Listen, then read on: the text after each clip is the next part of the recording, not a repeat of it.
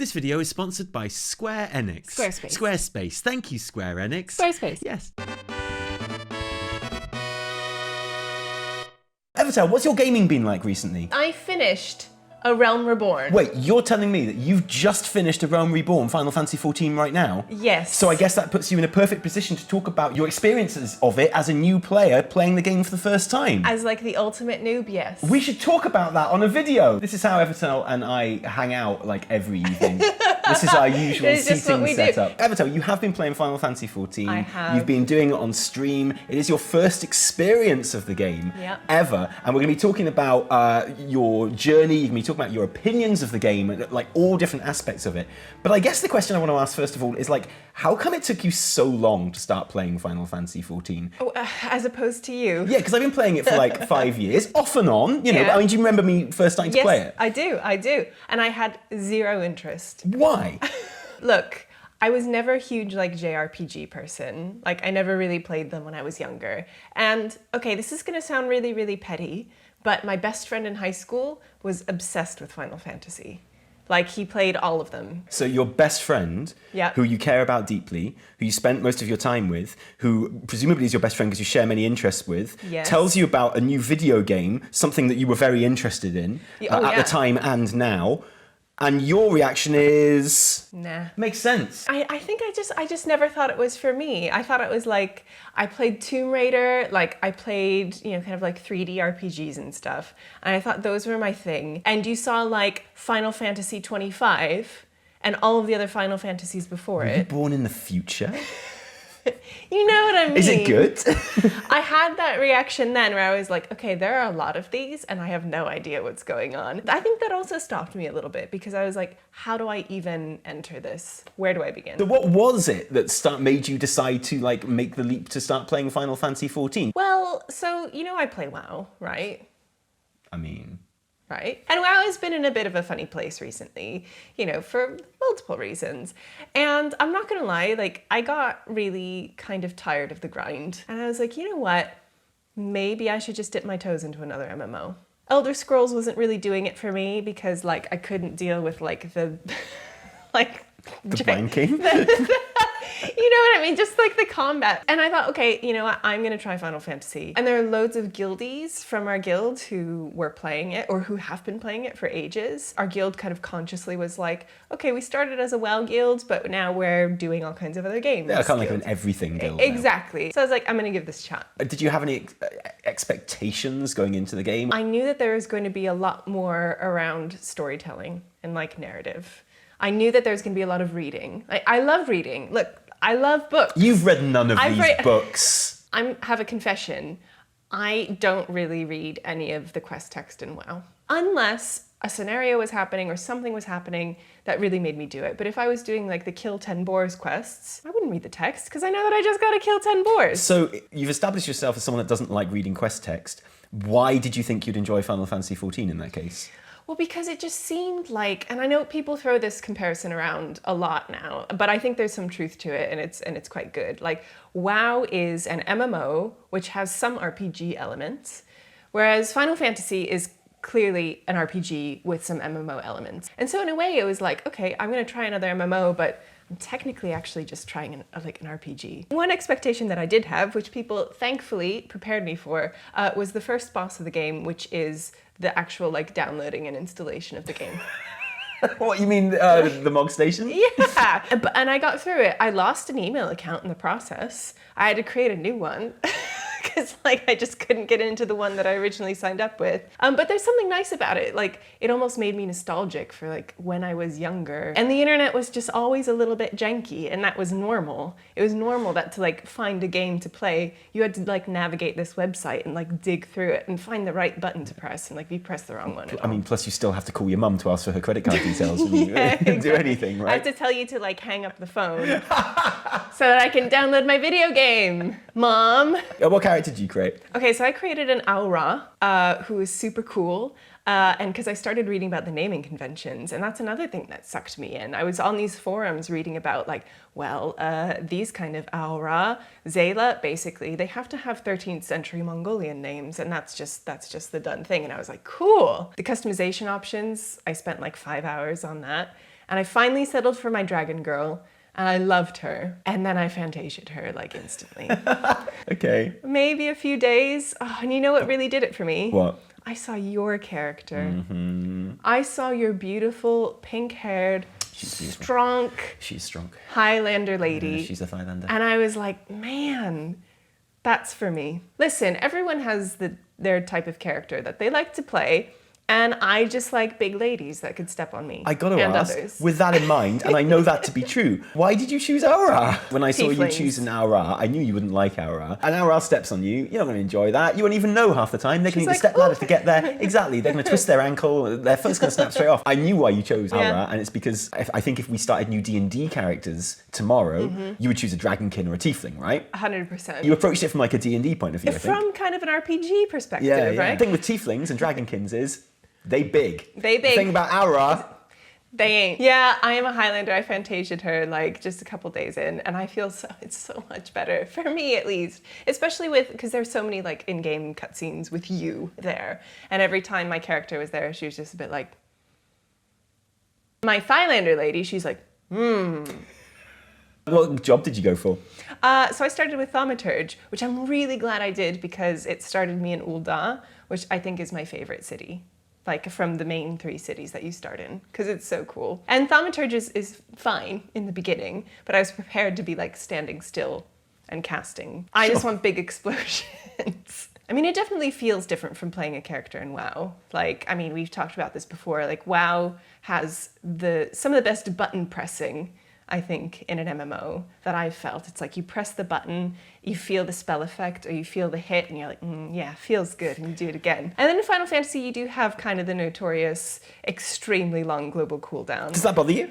It kind of did in the beginning. I mean, I think a lot of it is just being a level 1. And yeah, and now it feels better. I mean, one thing that I struggle with a bit is when you do a trial or something in a level sync, and you're synced down to, in my case, like level 50, and all of my really powerful stuff is gone again. Is the global cooldown still bothering you? No, it's fine. You know what it lets me do? It lets me click. What? You can't say that on the internet? A girl on the internet admitting to clicking, we have to cancel the YouTube yeah. channel. Are you kidding me? God. I That's mean- the end. Well, I hope you've enjoyed Taliesin Evitel. As if it was fun while it lasted. And I could, I have a proper PC now, but I used to play on a MacBook.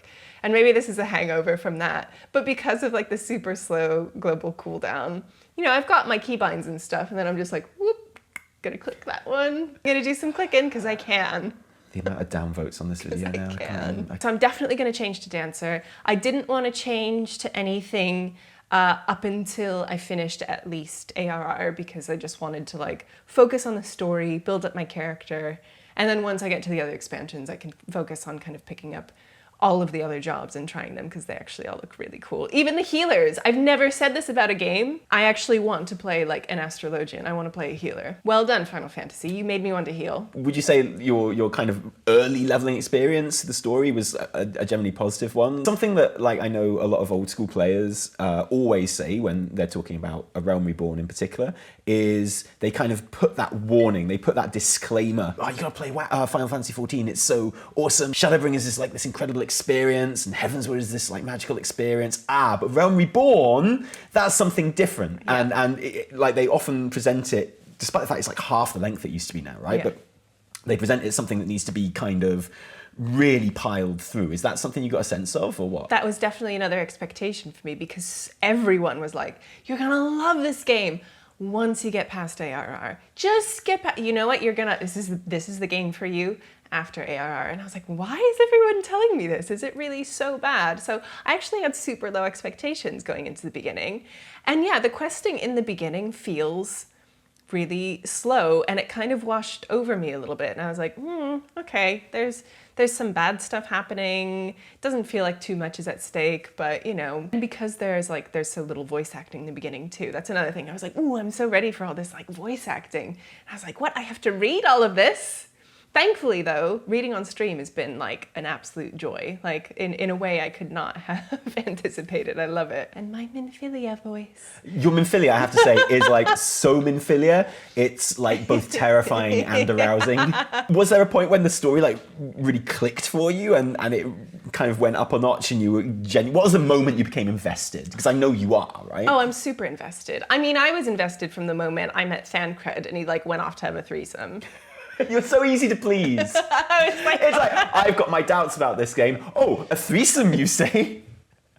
I feel Tell me like, more. I think it was thwarted in the end, but like, you know, when these kind of sorry, I did not go through Uldar, right? So I met Popolino. Okay, of course. Popolino would not be doing that stuff. Ida and Popolino ain't no threesome on the cards there. Okay, so it's all like much lower key. It was cool, like doing the early quests and meeting some of these like iconic characters, right? Like, you know, I've seen fan art of Thancred before. It did feel quite like nebulous for the first, I don't know, maybe like 20, 30 levels, which is fine. It just felt like I was building up my power. All of these forces start emerging, right? Like you have the Garlean Empire, you have the Ascians, you have the Primals, you have just like rumblings, you know, in Uldar even. It's like, ooh, there's a refugee problem, right? So all of these like little issues start emerging and like gradually the story starts coming together. And for me, when it really started coming together in ARR was when you start meeting with the Scions and you start prey returning to the Waking Sands. You know, I discovered in my bag for the first time last week. Oh, yeah? As I was going through Stormblight content. Those little tickets you get to always instantly go back to the Waking Sands. Oh, those are the best. Yeah. I've got like 5 left. I've got all never of them. going to spend them. I've got all of them because I never used them. Because How I did didn't you get there? I didn't know I had them. I Did you got literally the go to the Aetherite, which is crystal through, and then- and then through the tunnel and then out, and it was like super annoying every time. Yeah, that is so super you know, annoying. like I was part. The meme happened to me where Minfilia was like, "Pray return to the Waking Sands." I was like, "Shut up, Minfilia." You go through the bit with the statues in the swamp, and then you go through the little tunnel. And I've gone through that swamp and tunnel so many times. It's unreal. And then I just discovered the tickets in my bag very, very recently. And I only looked in my bag because I saw you teleporting there on the stream. I was like, wait, how did she get those? But that's when the story started clicking for me, when I was seeing the Scions over and over again, and you start assembling your gang. You're like, okay, now I belong somewhere. And you know, you learn Minfilia has the echo, other people have it, so you're like, okay, I'm not so singular. I'm not like alone in this world. And that's when it started working for me. That's something I wanted to ask you as well. I know that one of your pet peeves when it comes to literature in general, but fantasy in particular, because something happens in quite a lot, and it's one of mine as well, is the cliche of the chosen one. And the Warrior of Light is incredibly chosen one. Like the first scene when you log into the game after you've created a new character, floating in space in front of a massive crystal. And the crystal's all like, live, laugh, love. You are amazing. You are the chosen one. And then like even in the early quests, someone will be like, go and find me some twigs. And you go and find some twigs. And they're like, my God, no one's ever found twigs that well before. But how did that work for you? Yeah. As something that I know you don't like. Yeah, so the Warrior of Light is like really full on. And when it started like that, I was a bit like, all right. The thing that saved that for me is that you gradually start to understand that the Warrior of Light is kind of fallible and there are other like more powerful forces, like potentially more powerful. I agree that I don't mind it in Final Fantasy XIV at all compared to like other fantasy. And like for me, the thing that kind of makes it a whole lot more bearable is that, yeah, the Warrior of Light is the chosen one, but they're not a prophesized chosen one, you know? And I think that's an important part of the thing that I don't like is when it's like, it is written that you shall bring balance and it is your destiny and stuff. And there's no sense of that with the Warrior of Light. It's like, everyone recognizes your power, but they're kind of like, God, I wonder why you have that. Yeah. Why you, little potato person? Yeah, I think there's something to that. And there's the fact that like your power is maybe not so powerful and like looks like it can be taken away.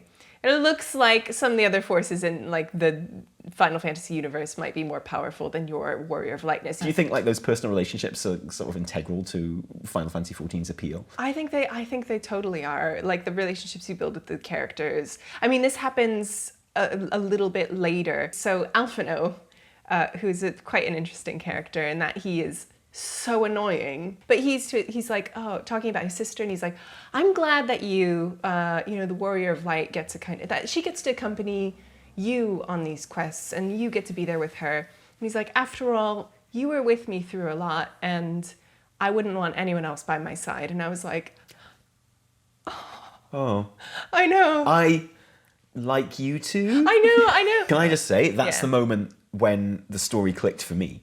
Was I really enjoyed the story of Realm Reborn. Again, like I think it's unfairly maligned in many ways. I particularly appreciated the structure of it. It's got like a classical video game building structure. My Infinity Stones all light up one by one, and it's cool. I beat a boss and an Infinity Stone lights up, and I'm like, cool, only 2 more Infinity Stones to go. The story starts getting much more interesting and layered in the patch content of Realm Reborn.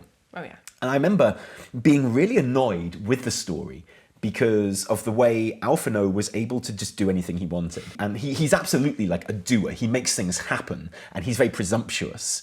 And that's absolutely part of his character, which I felt came through. But he was setting up the Crystal Braves, and I was like, if I was one of these dudes that I was recruiting, like these sort of the earth, hard, like fighting men who have seen some stuff, I would not be like, yo, Alphino, I love it when you tell me what to do. I love it when this 16-year-old boy who knows nothing about anything, apart from having the confidence of someone very privileged, I just didn't believe that they would continue to follow him. And that annoyed me a little bit on a few levels, despite the fact I thought it was done quite well. And so when they turn round and they're like, look at you, why would we follow you? Sucks to be you. That's the moment the story clicked for me, because I felt like they were just showing me Alphino's story of setting up the Crystal Braves because he's a cool guy that does cool stuff. And the Crystal Braves last like a patch and a half.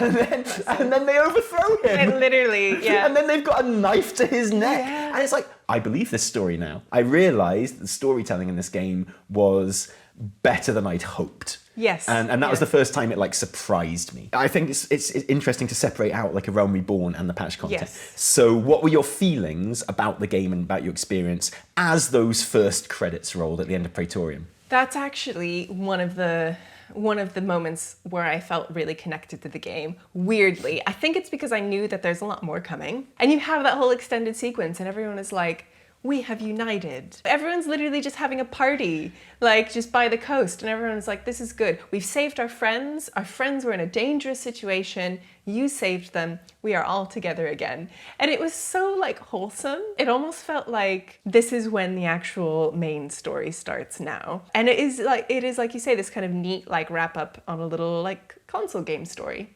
And then the actual like big stuff kicks in. And weirdly, that is when I felt like really committed to the game. What was your experience of Castrum and Praetorium? Because they are, on this channel, much maligned. So I ended up doing both, like at night, waiting for a takeaway to arrive, which was late, like by an hour and a half, and my baby was waking up and crying. So it was like I was generally frustrated anyway. Doing these like long cutscenes and then suddenly little tiny bursts of combat and really long cutscenes. I hated the experience, but I really loved it because it felt epic. It felt like the culmination. It's like you get in your Magitech thing once you remember to get the key, which I didn't remember. Did you not? No, I was like, you should have watched our video. I know. Come on. At the beginning, everyone ran and teleported without you. Yeah. I know that happened because I got your WhatsApp. Yeah. I didn't know you'd forgotten to pick up the key for the Magitech as well. I didn't pick like anything up because I was like, oh, well, one person has picked something up. Because that has been firmly established in like every other dungeon you've done up to that point. One person picks something up and you unlock the gate and you don't have to pick it up.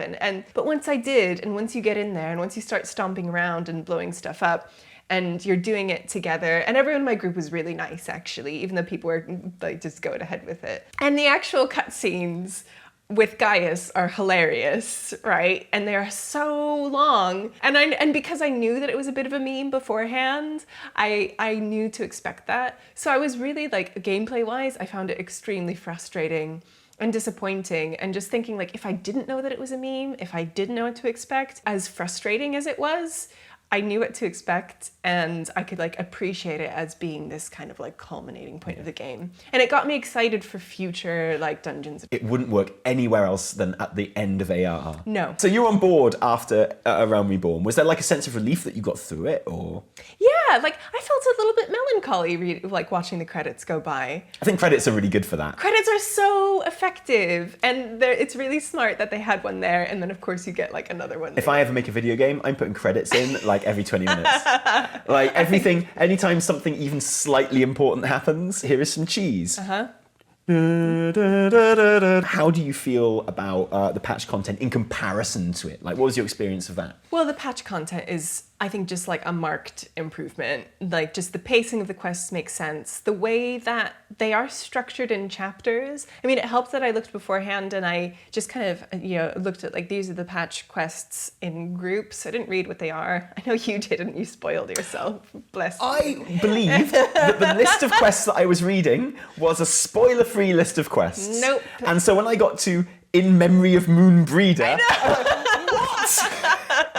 something that I've heard from a lot of people coming to the game new is that they get to the end of Realm Reborn and they've been told that Realm Reborn is really a slog. And they've been told that Heavensward is like this incredible kind of transformative magical experience. So they're really looking forward to that. For many people, they've been told this is the true Final Fantasy, right? This is where it starts. Like this is your reward. So they get to the end of Realm Reborn and they see the credits. And you see some credits, you're like, okay, boom. So even though the general opinion is that all of that patch content is like head and shoulders above the base Realm Reborn stuff, and I think it really is. There's also a sense of like frustration that it keeps going and that they want to be getting to Heavensward. So the fact that it's better doesn't really matter. They're like, ugh. Did you get like any sense of that? No, because I prepared myself. And again, I feel lucky because I have you, I have other guildies, I have loads of people who, in a very gentle, spoiler-free way, would be like, hey, you're coming up to the patch quests. There are like 80 of them, so just, prepare yourself. I went in knowing that, and that was really helpful. And so I was like, I'm just going to sit back and enjoy this game. And that has been my approach kind of from the beginning. I don't feel like I'm rushing through to like power level. I don't feel like I'm like min-maxing. I can't see my DPS, which I know is at the top anyway, so it doesn't matter. Like that whole combination of things and reading, obviously, reading and listening to the text quest, it's like it creates a totally different pace of experience. It was just more like an RPG. It feels a lot less MMOs. It feels like pure RPG. And so going through those quests kind of helped me be like, okay, cool. This is going to take like a week, but I'll get through it. And in the meantime, I'm really enjoying it. And because there are these kind of like distinct patches and distinct chapters really in the story, there are things happening with like, you are starting to encounter dragons, which is insane. You see Ishgard in the distance, but you can't go there, which is just so nice and like teasery. Same goes actually for Crystal Tower quest. How did you approach Crystal Tower? Because again, that's another thing when people are slogging through like the really good patch content, I think, and they're keeping the eye on the quests, and they get there and they see it on like penultimate quest before they go to Heavensward, and they're like, whoa, here we go, and it's in red. And it's like, oh, what's going on? And you click on it and it goes, you have to do Crystal Tower. And you're like, oh, I wonder what that is. And you go and talk to the gentleman and you realise what it is, which is like quite an intense and deep and like a whole raid sequence. And you're like, what? And I say that as someone who loves Crystal Tower and had a really good experience with it. It's super cool. I did it right as I could. Like right as soon as I could pick up the quest, I did it. Again, because I knew about it and I didn't want it to like, blindside me by the end of all those quests. I think that's probably quite a good way of doing it. Yeah. And I thought the Crystal Tower quests were like brilliant and really cool. And I was like, I'm getting some really good story told through here. I'm really glad that Crystal Tower was kind of mandatory for progress because apart from anything it was really good, but also it got me into doing that raid content. I enjoyed Crystal Tower so much that when I got to the end of Heavensward, I made sure to do all of the raid content there before, even though you don't have to do it. And like same with Stormblood, just do all the raid content before moving on. And I love it, and I think it's really, really cool. And we're only just going back to do Bahamut now, but it's great and it's so cool. And I kind of wish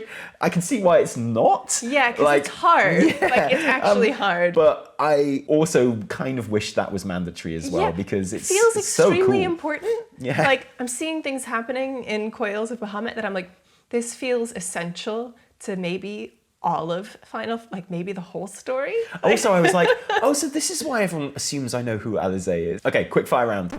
Okay, guys, here it is. The moment you've all been waiting for. Okay, the moment we've been waiting for forever since we decided to create our own official Taliesin Evitel website with the help of Squarespace, who are sponsoring today's video. Because why do we need a website anyway? Is it to gather all our content and socials in one handy place using Squarespace's easy-to-use templates and interface? No. Is it to sell you all our awesome merch using Squarespace's simple online store setup? No! Although, please buy our merch though. Was it even to make everyone who visits the site watch a video of Ian Hazzikostas saying Taliesin was right before they are even allowed to enter using Squarespace's video embedding tools? Believe it or not, no. Ladies and gentlemen of the internet, we give you the one photo of Idris Elba per day mailing list, made possible by Squarespace's brilliant mailing list integration. Sign up securely with an email address and prepare your inbox for daily photographic nirvana. And don't worry, because Squarespace makes managing mailing lists so easy that you can unsubscribe at any time with a simple click. Although I don't know why you would, because look at what you'd be missing. Tally, did you upload all the Idris pics? Yes. Huh. Well, like I say, unsubscribing is easy. We've got one more big website feature to come, but if you are inspired to create your own site for business or pleasure, that's what one of these photos is called. Then get a free trial and 10% off your first purchase on us. Just go to squarespace.com/Taliesin Evitel or click the link in the description below to sign up. That's squarespace.com/Idris and Taliesin Evitel. The zones of the game and the ones you particularly like. I love Kurthus. Bum, bum, bum, bum, bum, bum. It pleases me that you love Kurthus, knowing that you're going into Heavensward stuff. Yes.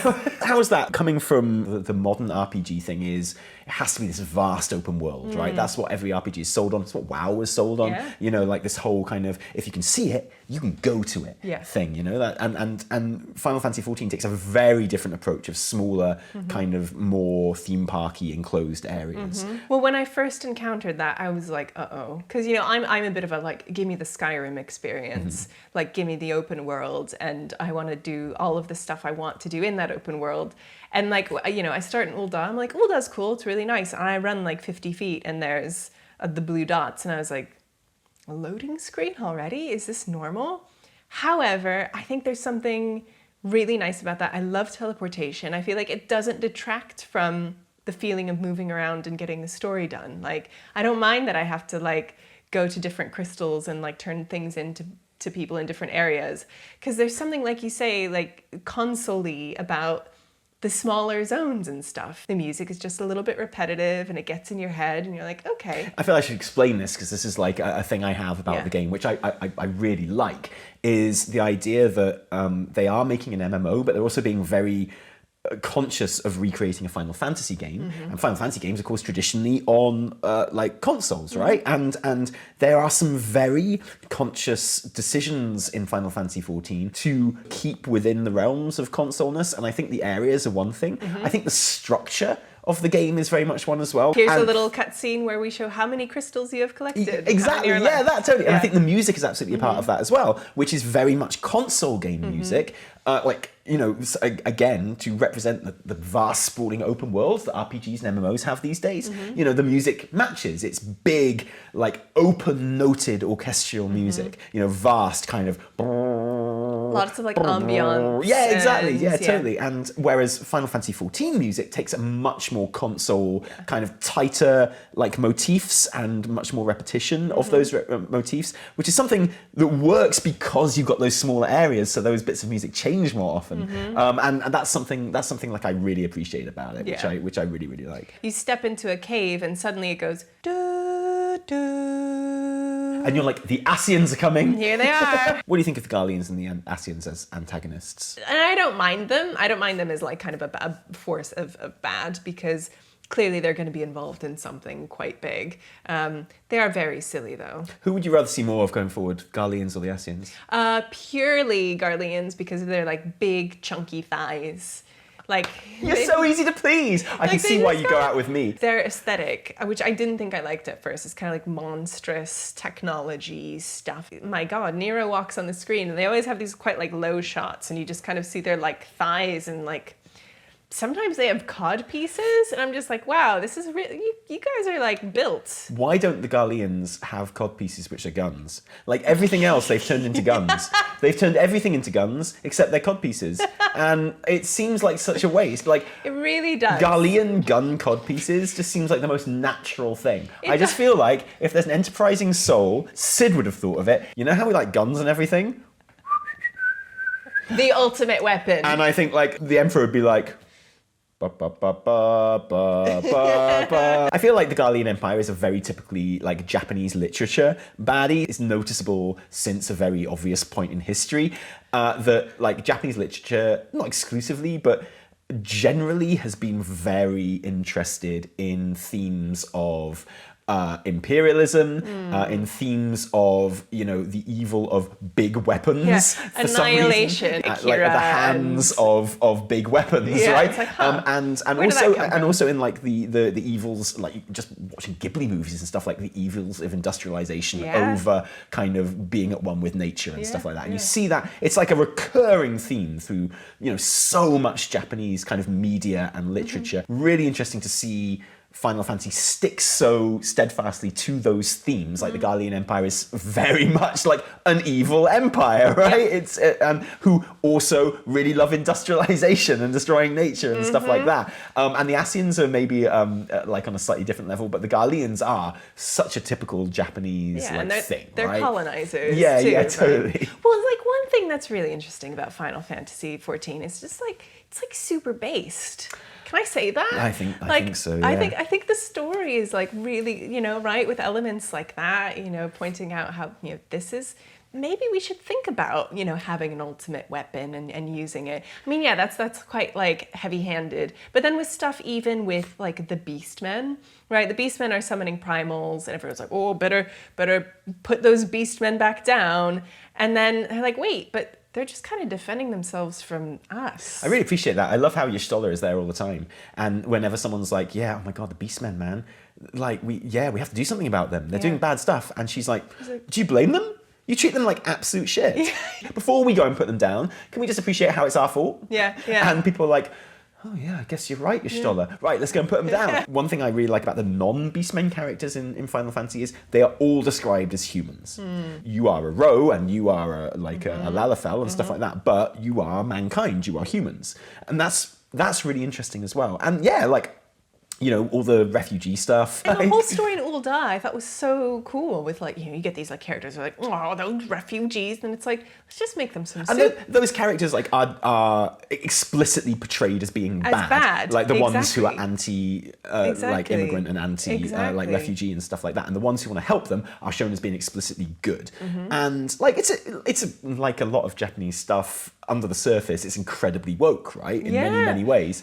And I feel like a lot of people, this is like a side note totally, but like I feel like a lot of people who are playing this game for the first time and getting into this game for the first time, who would usually have a problem with that kind of thing, are completely blind to it at the moment. I feel like Final Fantasy XIV is one bad expansion away from everyone suddenly realizing how woke it is. And then like blaming that for like if Endwalker's bad, it'll be because it's woke, and like only Endwalker will be woke. Yeah. We didn't mind like the monarchy basically abolishing itself, which I thought was so cool. I did not see that coming. Oh God, I can't even talk about that bit of the story. Because obviously, so everything sad. like goes different places in previous expansions. You're talking purely from ARR. Yeah, purely. But like, you know, they're just really kind of brilliant elements in ARR that I was not expecting from the story. I'm the warrior of light. I'm the hero. I do the punching. Everyone calls on me when it's time to do the punching. And everyone's like, haha, okay, well, there's a primal, but Urianger is just going to do his studying. And Philia has to be at her desk. Actually, that's another thing I really liked about the patch content. So one of those moments where I was like, I really like this game, was when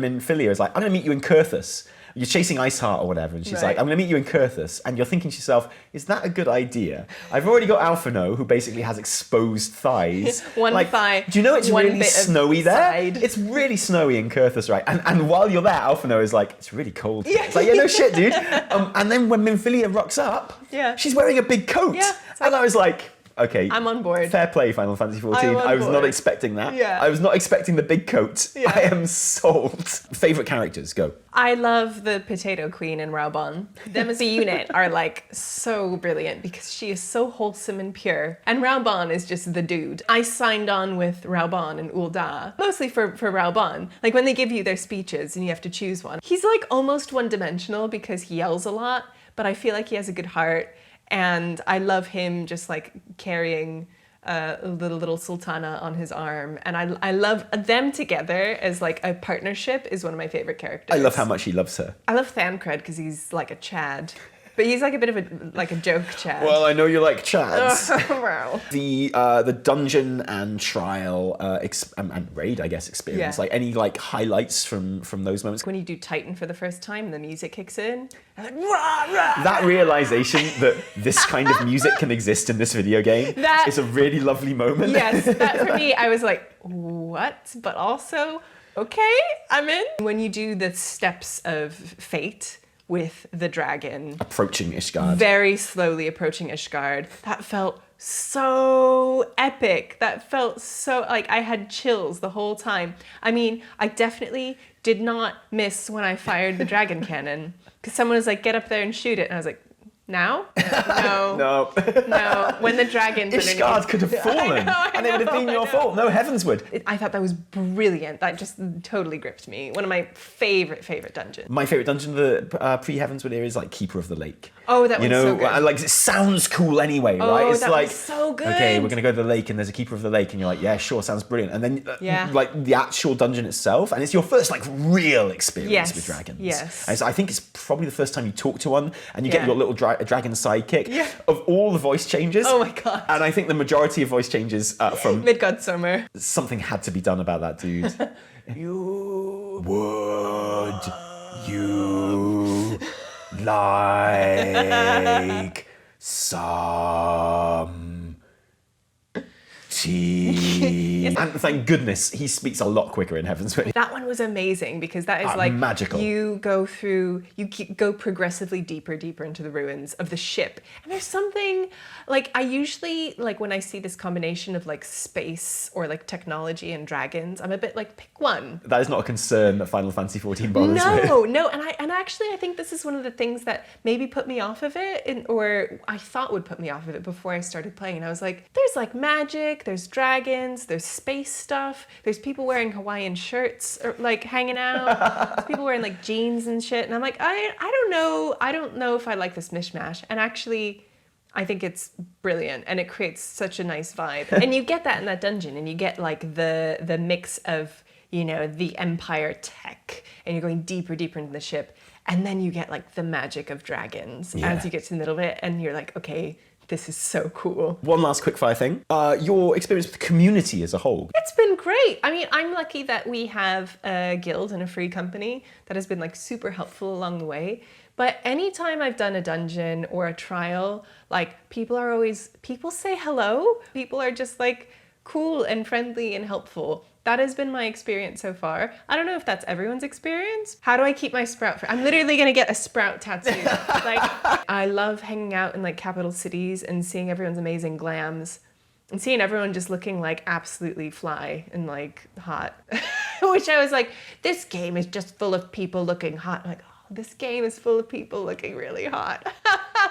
I have found it overwhelmingly positive. Just to sum up, what would you describe as the major positives of your experience to someone who'd never played the game before? Have a little bit of preparation. I found it helpful to know what's coming.